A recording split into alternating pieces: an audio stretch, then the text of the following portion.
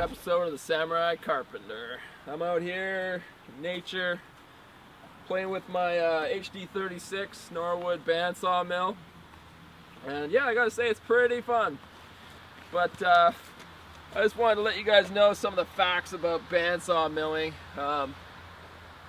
just so you don't have these pie-in-the-sky dreams kind of like I did, and then you go out and you buy one of these things and you go, holy crap, this is a lot of work. Because it is a lot of work. So if you think you're going to start a bandsaw mill business with a manual bandsaw, you are smoking crack. Alright? If you want to do this as a business, thankfully I didn't, that's why I bought a manual sawmill. I'm just doing this on the side for my own stuff to build a shop and a house one day. And but yeah, if you think you're going to start a business with a manual bandsaw mill, you are out to lunch. You have got to have hydraulic, okay? Now, the sawmill companies that sell you these mills, they don't tell you that. They just kind of hype you up. But the truth of the matter is, you got to have a hydraulic bandsaw mill, or you got to have a tractor, or an excavator, or a bobcat with forks that can lift and move these logs around, because they're heavy as hell. So yeah, unless you want to throw your back out trying to do this manually, get a hydraulic bandsaw mill. And yeah, but the blades are another thing that you don't really realize, that they get dull pretty quick. So you can do maybe one or two medium-sized logs or one big log, and your blade's dull, and you got to switch that thing out.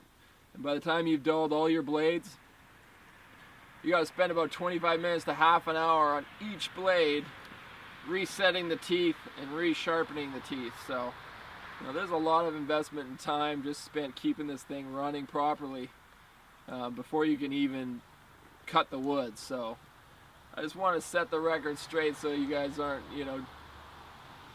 quite as out to lunch and dreaming as I was when I bought this thing.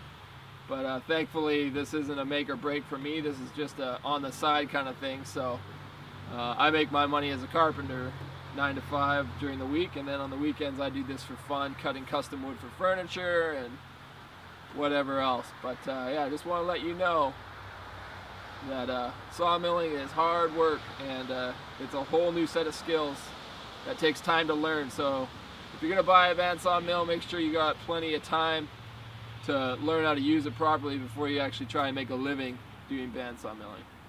Alright, that's my 2 bits, and we'll see you next week. Peace out.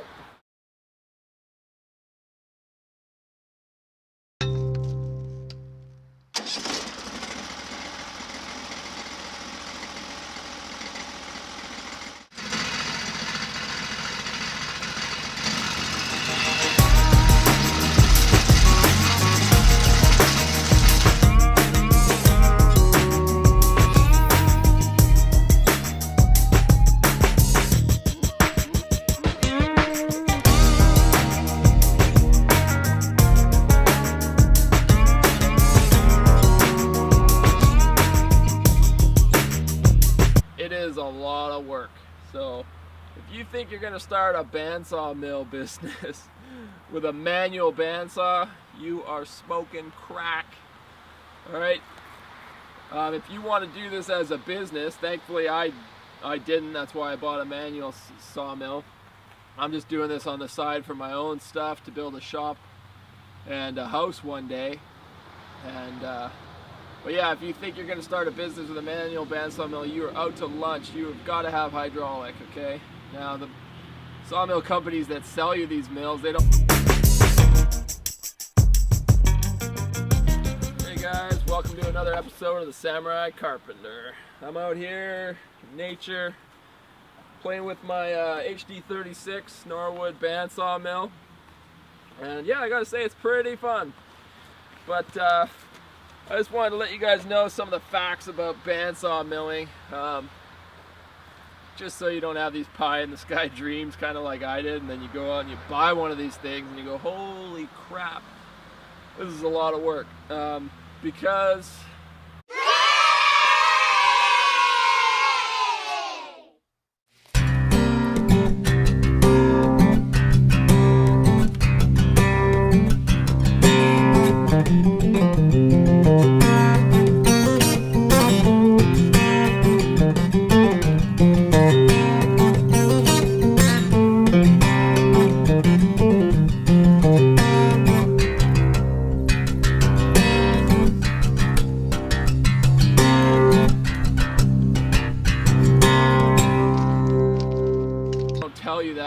kind of hype you up.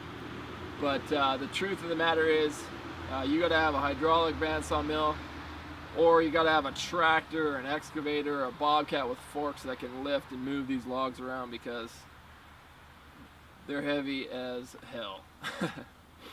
So yeah, unless you want to throw your back out trying to do this manually, get a hydraulic bandsaw mill. And yeah, but the blades are another thing that you don't really realize, that they get dull pretty quick. So you can do maybe 1 or 2 medium-sized logs,